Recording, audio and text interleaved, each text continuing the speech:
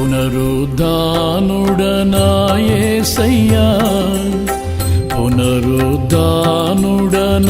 యేసయ్యా, మరణము గెలిచి బ్రతికించితివి నన్ను, మరణము గెలిచి బ్రతికించితివి నన్ను. స్తుతి పాడుచు నిన్నే ఘనపరచుచు, ఆరాధించెదనీలో జీవించుచు.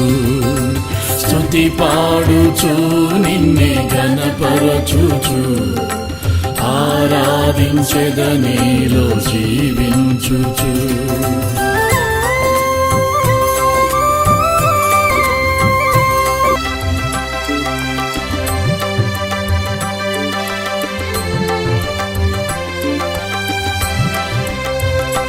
నీ కృప చేతనే నాకు. దేవునికి స్తోత్రం. దేవుని యొక్క మహాకృపను బట్టి గత ఆదివారం నుండి ఆదివారం వరకు దేవుడి యొక్క రెక్కల నీళ్ళలో మనల్ని భద్రతపరిచి భయంకరమైన ఎండ తీవ్రతలో కూడా దేవుడు రక్షించి తమ పాదాల చెంతకి దేవుడి సన్నిధానాన్ని మనల్ని కూడా ఆరోగ్యంగా తీసుకొచ్చినందుకు దేవదేవునికి మహిమ కలిగిన గాక. వాక్యంలోకి వెళ్తుంటే ఉండగా వాక్యం చూస్తున్న నా ప్రియమైన సంఘ బిడ్డలకు నా హృదయపూర్వకమైన వందనాలు తెలియపరుచుకుంటున్నాను. మరి అనేక మంది వాట్సాప్లో గ్రూపుల్లో చూస్తున్న సహోదరులు కూడా నా హృదయపూర్వకమైన వందనాలు. అయితే దేవుడి మాటలు చెప్పుకునే ముందు మనస్ఫూర్తిగా దేవుడు మనకి గత ఆదివారం నుండి ఆదివారం వరకు మనల్ని కాసి కాపాడిన దేవుడికి మనం ఏం చెల్లిస్తామో స్తుతి చెల్లిస్తాం. ఏది తీసుకొచ్చినా మన దేవుడు మనము ఆనందపరచలేము. దేవుడి సన్నిధికి వచ్చి ఎలుగెత్తి దేవుని మనం స్తుతిస్తే ఆయనకి అదే ఆనందం. మీ గొంతులు ఉన్నాయి కదా, నోరు ఉంది కదా, చేతులు ఉన్నాయి కదా, పైకి చేతులు ఎత్తండి, స్తుతి యాగం చెప్పండి, గట్టిగా నోరుతో చెప్పండి, స్తుతి చెప్పండి, హల్లెలూయా చెప్పండి, హల్లెలూయా గట్టిగా చెప్పండి, హల్లెలూయా. కాబట్టి దేవుడు మనకి ఈ ఎండ తీవ్రతలో కూడా మనం రక్షించి కాపాడి ప్రయాణాల్లో దేవుడు భద్రతనిచ్చి తీసుకొచ్చి దేవుడి సన్నిధిలో మనం నిలబెట్టిన దేవుడు. మనము అనుదినము దినదినము దేవుని యొక్క వాక్యం ద్వారా మనము బ్రతకాలి. దేవుని మాట మనల్ని బ్రతికిస్తుంది, బలమునిస్తుంది. నేను ఇలా ఉండాలి, ఇలా నేను ప్రార్థించాలి, నేను ఇలా దేవుని దగ్గర అడగాలి, నేను నా కష్టకాలంలో నేను దేవుని దగ్గర మొరపెట్టాలి నేర్పిస్తుంది దేవుడు వాక్యము. పితరుల భక్తులు అలాగనే చేసి విజయాలు చూశారు. మనము కూడా దేవుడి సన్నిధిలో కన్నీరు కార్చి అనేకమైన విజయాలు మనం చూడాలనేది పరిశుద్ధాత్మ దేవుడు ఈరోజు నాకు తెలియపరిచిన వాక్యాన్ని మీ దగ్గరికి నేను తీసుకొచ్చాను. అయితే ఎప్పుడు కూడా మనం చెప్పుకుంటాం, అనేకమైన సార్లు విన్నాం, కానీ ఈ వారంలో ఈ ఆదివారం దేవుడు మనకిచ్చిన మాట 2 రాజులు 25వ వచనం నుండి చదువుకుందాం. 2 రాజులు 25 నుండి ఏమున్నాయో కొన్ని మాటలు చూద్దాం. ఈరోజు కన్నీరు విడిచి ప్రార్థించినప్పుడు దేవుడు చేసిన కార్యం మనం ప్రార్థించి మన జీవితంలో ప్రతి ఒక్కరికి కన్నీరు అనేది కారుతూనే ఉంటుంది. ఎందుకంటే కష్టము, బాధ, సమస్య, శ్రమ, మరి అనేక విధాలుగా ఏ కుటుంబం కూడా నవ్వుతూ ఉల్లాసిస్తూ ఆనందంగా జీవితకాలం గడుపుతున్నారని ఏ కుటుంబంలో లేదు. ప్రతి ఒక్క బిడ్డలో కూడా కన్నీటి అనుభవం అనేది ఉన్నది. ప్రతి ఒక్క క్రైస్తవ కుటుంబాల్లో కన్నీరుతో ఏడ్చి ప్రార్థించి విజయాలు చూసిన కుటుంబాలు ఉన్నాయి. కాబట్టి మరి కొంచెం మనం నేర్చుకుంటుండగా మనం కన్నీరు విడిస్తే దేవుడు ఏ గొప్ప కార్యాలు చేస్తాడో కొన్ని మాటలు చూద్దాం. మరి 2 రాజులు 25లో ఏముందంటే, నీవు తిరిగి నా ప్రజలకు అధిపతి అయిన హిజ్కియాకు పోయి అతనితో ఇట్లనుము, నీ పితృడైన దావీదునకును దేవుడకు యెహోవా నీకు సెలవిచ్చిన ఏమనగా నీవు కన్నీళ్లు విడిచుట చూచితిని, నీ ప్రార్థన నేను అంగీకరించి ఉన్నాను, నేను నిన్ను బాగు చేసేదను, 3వ దినమున నీవు యెహోవా మందిరమునకు ఎక్కిపోవుదవు. ఎవరితో చెప్తున్నారు? మరి దేవుని యొక్క బిడ్డలుగా ఈరోజు మనం నేర్చుకునే మాట, హిజ్కియాకు మరణకరమైన మరి ఆ రోగం వచ్చిందని చెప్పి ప్రవక్తకి దేవుడు తెలియపరిచాడు. మొదట 21 చదువుతుంటే ఏముందంటే, ఆ దినములలో హిజ్కియాకు మరణకరమైన రోగము కలుగుగా ఆమోజు కుమారుడైన ప్రవక్తనైన యెషయా అతని యొద్దకు వచ్చి, నీవు మరణం అవుచున్నావు, బ్రతకు కనుక నీవు నీ ఇల్లును చక్కబెట్టుకోమని యెహోవా సెలవిచ్చుచున్నాడని చెప్పగా, ఏం చెప్పాడండి దేవుడు ప్రవక్తతో? ఏం చెప్పాడు? ఇక నీకు ఇంక దినములు వస్తున్నాయి, మరణ దినాలు వస్తున్నాయి, నీ ఇల్లును చెప్తాడటండి. చెప్పినప్పుడు అవునా నేను మరణదినాలు వచ్చాయా, నేను ఇలాగ అయిపోతానా, అరే నేను ఇంకా జీవించనా, నేను బ్రతకనా, ఇంకా ఇలాగ అయిపోతానని చెప్పి గబగబగా బ్యాంక్ బ్యాలెన్స్లు ఎక్కడున్నాయో, ఇల్లులు ఎక్కడున్నాయో, స్థలాలు ఎక్కడున్నాయో, మరి పిల్లలు ఎక్కడున్నారో ఇవేవి అతను ఆలోచన చేసినట్లుగా మనకు కనబడలేదు. ఒకటే ఒక ఆలోచన అతనికి. ఏమంటున్నాడనంటే వెంటనే మాట వినగానే అతడు తన ముఖమును గోడతోటి త్రిప్పుకొని, యెహోవా యథార్థవంతుడనై సత్యముతో నీ సన్నిధిని నేను ఎట్లా నడుచుకుంటునో, నీ దృష్టికి అనుకూలంగా సమస్తమును నేను ఎట్లా జరిగించుతునో కృపతో జ్ఞాపకం చేసుకోను. ఆయన ఎంత చక్కటైన మాట. నేను నీ సన్నిధిలో ఎలా నడుచుకున్నాను. ఇప్పుడు ఏం చెప్పానమ్మా మీకు?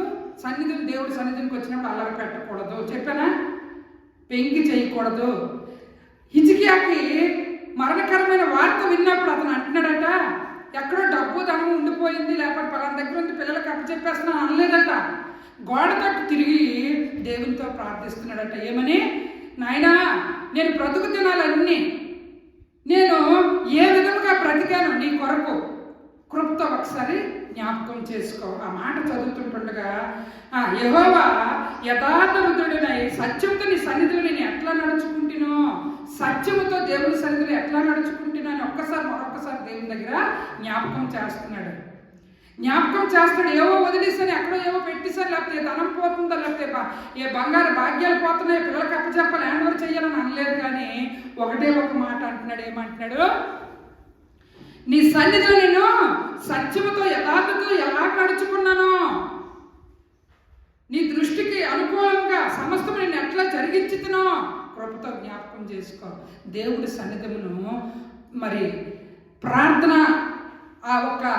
ఆ స్థలం దగ్గర ఉన్నవన్నీ కూడా వ్యతిరేకమైనవన్నీ కూడా తీసివేసి ఒక ప్రార్థన అనే ధూపాన్ని మరి జనాలను అందరినీ కూడబెట్టి మరి చక్కటైన ప్రోత్సాహం ఇచ్చి మందిరంలోని చక్కటైన ప్రార్థన గుంపుని ఏర్పాటు చేసి దేవుడి పనులు చక్కగా జరిపించిన హిజ్కియా కృపతో జ్ఞాపకం చేసుకున్నాడు. నీలో నాలో దేవుడి సన్నిధిలో మనం ఏమైనా చేస్తున్నామా, దేవుడి పరిచర్యలో మనం ఏమైనా చేస్తున్నామా, దేవుడి దగ్గర ప్రవక్త వెళ్ళి యెషయాను అడిగి చెప్తున్నప్పుడు మరి వెంటనే గోడతో తిరిగి అడగలిగిన భాగ్యాన్ని అతను కలిగి ఉన్నాడు.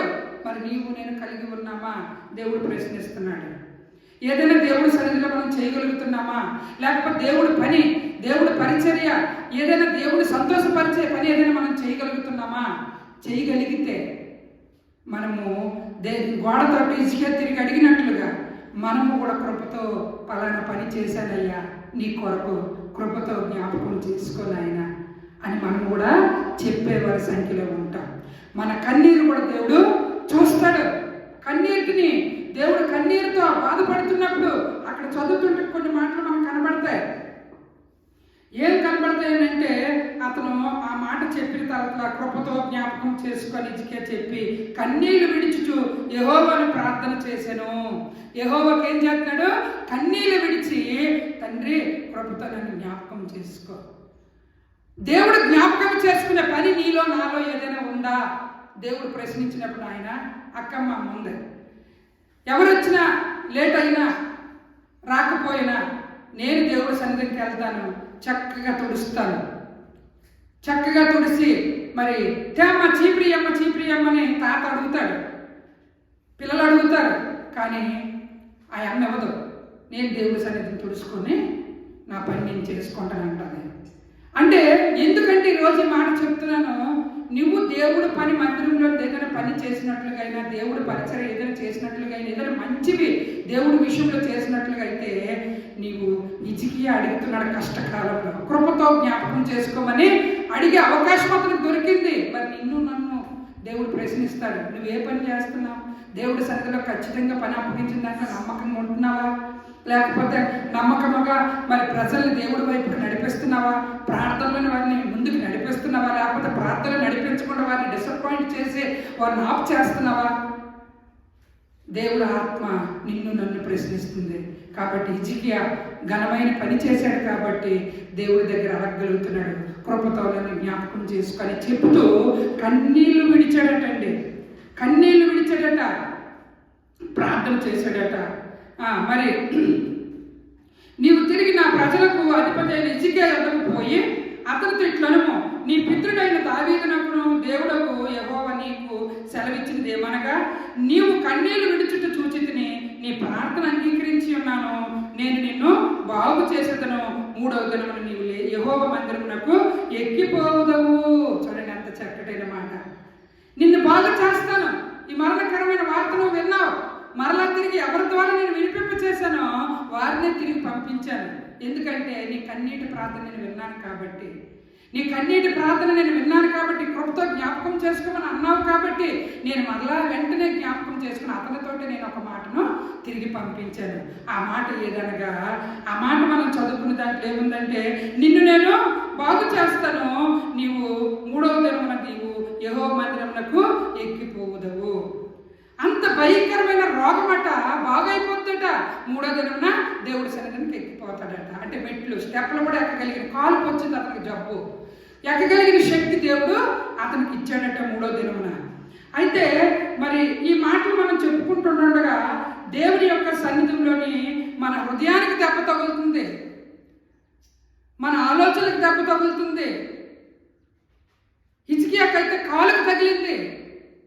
మనము ఈ దెబ్బలన్నీ కూడా ఏం చేస్తున్నామంటే కన్నీళ్లు కార్చి దేవుని దగ్గర మనం ప్రార్థిస్తే హిజ్కియాకు బాగు చేసిన రోగాన్ని, హిజ్కియాకు బాగు చేసి 3వ దినం దేవుని సన్నిధానికి నడిపించిన దేవుడు నిన్ను నన్ను కూడా బాగు చేసి కన్నీరుని, మరి మనం చేసిన కన్నీటి ప్రార్థన ఆలకించి మనల్ని బాగు చేసి, మనల్ని బట్టి మన కుటుంబాలని, మన బిడ్డలను, మరి మన రక్త సంబంధుల్లో అనేక మందిని బాగు చేసి ఆయన సన్నిధిలోనికి నడిపించుకోగలిగిన దేవుడిని మనం కలిగి ఉన్నాం.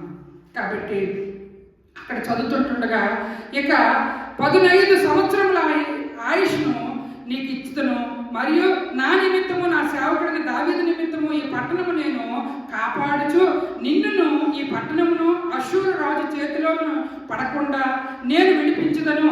పిమ్మట యెషయా అంజూరపు పండ్లు ముద్ద తెచ్చుచుండని చెప్పగా వారు దాన్ని తెచ్చి కురుపు మీద వేసిన తరువాత అతడు బాగుపడెను. చూడండి, దేవుడు స్వస్థత వచ్చింది, ఔషధం కూడా అవసరం అయ్యింది.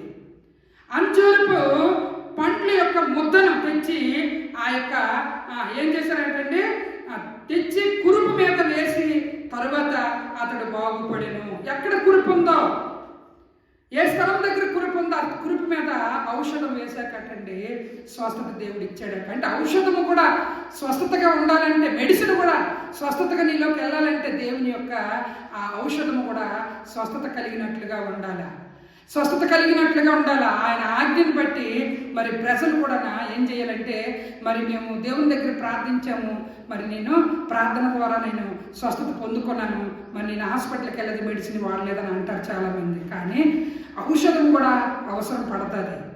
ఔషధాన్ని కూడా వాడుతూ ఔషధం కూడా దేవుని కృపతో నింపబడాలి. కాబట్టి ఈ యొక్క ఔషధం అట ఆ ఒక అంజూర పండ్ల ముద్ద తెప్పించుచుండని చెప్పగా వారు దాన్ని తెచ్చి కురుపు మీద వేసిన తర్వాత అతడు బాగుపడెను. కురుపు మీద వేసాక బాగుపడ్డాడట. ఔషధము కూడా దేవుడు మరి కృపతో నింపాడు. కాబట్టి ఆ ఔషధం కూడా అతను పని చేసినట్లుగా దేవుడు చేశాడు. అలాగే వైద్యం నిమిత్తం మాత్రం అయినప్పటికీ దేవుని యొక్క కృప ఉంటే ప్రతి మెడిసిన్లో కూడా మరి వైద్యుడు వాడమైన మెడిసిన్ కూడా దేవుని యొక్క కృపతో అది నింపబడాలి. ఔషధము రోగికి అవసరం, దేవుడు స్వస్థత ఇస్తాడు, రోగికి ఔషధము అవసరం. కాబట్టి దేవుని పిల్లలుగా ఔషధాన్ని కూడా దేవుడే మరి కృపతో నింపాలి, రోగికి స్వస్థత ఇవ్వాలి. కాబట్టి కన్నీటి ప్రార్థన ఎంత అద్భుతం చేసింది. ఎన్ని సంవత్సరాలట అతనికి ఆయుష్ కలిగిన వాడు అయిపోయాడండి. చదువుకున్న దాంట్లోనే దేవుడు మరి అతనికి ఇచ్చిన ఆ యొక్క ఆయుష్ దినాలు పొడిగించి అతన్ని మరి ఉన్నతముగా ఆయన్ని బ్రతికించాడటండి. ఎంతో ఎంతో మరి సంతోషించిన భాగ్యాన్ని దేవుడు ఇచ్చాడట. 15 సంవత్సరాలు ఇచ్చాడటండి ఆయుష్నట. 15 సంవత్సరాలు ఇచ్చాడనంటే మరి దేవుని పిల్లలుగా దేవుడు 15 సంవత్సరాలు కూడా దేవుడు ఆయుష్ని పెంచాడు. దేవుని పిల్లలుగా మనం కన్నీటి ప్రార్థన చేస్తే, కన్నీటితో దేవుని దగ్గర మనం మొరపెడితే దేవుడు నిమిషాల మీద ఆలకించే దేవుడు. అంతేకాదట అష్షూరు రాజు చేతిలో నుండి అతని యొక్క మరి ఆ యొక్క దావీదుని కూడా మరి అతన్ని కూడా దేవుడట మరి తప్పించి మరి వారి చేతికి మరి ఏ ఒక్క పట్టణాన్ని ఇవ్వాలనుకున్నాడో అది వారి చేతికి ఇచ్చినట్లుగా వాక్యం మనం చదువుకున్నామండి.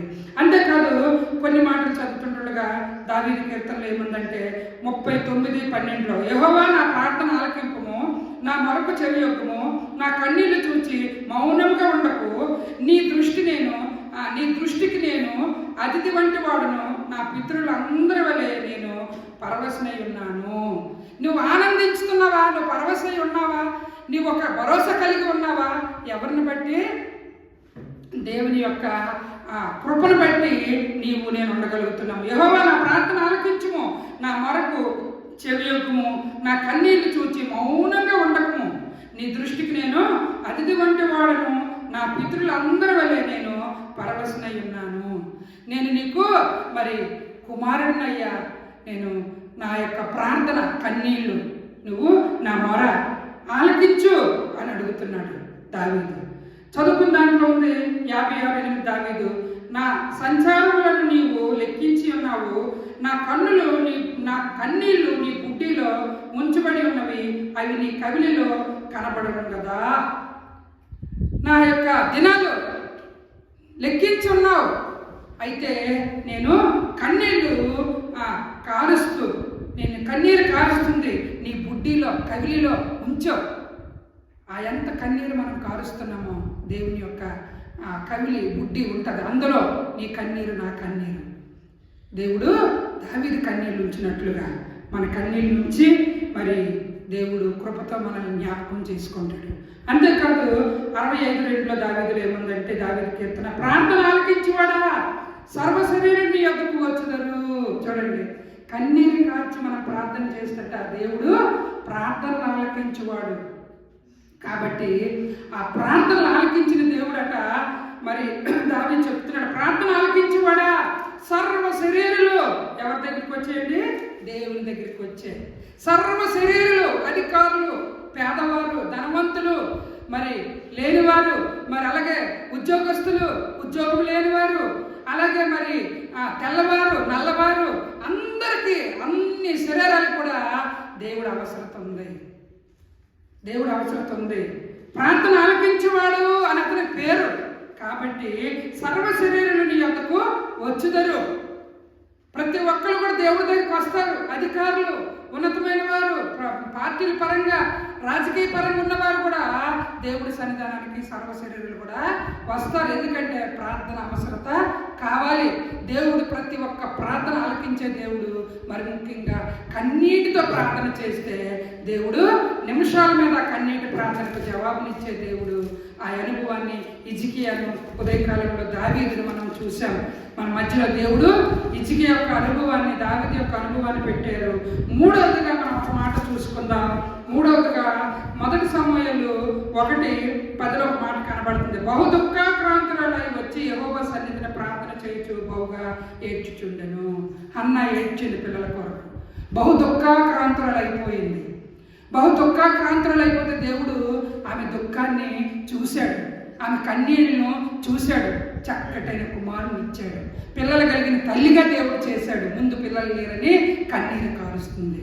కాబట్టి ఈరోజు మనం నేర్చుకున్న మాట ఏం నేర్చుకున్నామో, కన్నీళ్లు విడుచుట దేవుడు చూస్తాడు. హిజ్కియా విషయంలోని, దావీదు విషయంలోని, హన్నా విషయంలో చేసిన దేవుడు నిన్ను నన్ను కూడా మనం పెట్టిన కన్నీటి ప్రార్థన, మనం ఏడుస్తున్న కన్నీటి మొర దేవుని యొక్క కృపను బట్టి మనల్ని కూడా దేవుడు ఆ కన్నీటి ప్రార్థన బట్టి రక్షించే దేవుడు, కృప చూపించే దేవుడు. చిన్న పాలు పడుకుని ముగించుకుందాం. రావాలి, వాయించాలి రావాలి. కాకపోతే దేవుని పిల్లలుగా కన్నీటి ప్రార్థనకు ఎంత విలువ ఉందో జీవగ్రంథంలో మనకి ఆ భక్తులు ఆ ఒక్క జీవితాన్ని మనము చదువుకొని నేర్చుకొని దేవుణ్ణి మనం గణపరుస్తూ కన్నీరు కార్చే దేవుని దగ్గర విజయాలు మనం చూడాలి. ఎందుకు నాయన కన్నీరు మాకు వచ్చిందని అడగడానికి మనకు అవ్వలేదు. కన్నీటి ప్రార్థన దేవుడు కార్యాలు చేసే అద్భుతాలు చూసేటట్లుగా దేవుడు చేస్తాడు. రండి పాడతాము. నా కనుల వెంబడి కన్నీరు రానియక, నా ముఖములో దుఃఖమే ఉండనీయక, చిరునవ్వుతో నిండిన యేసయ్యా, చిరునవ్వుతో నిండిన యేసయ్యా.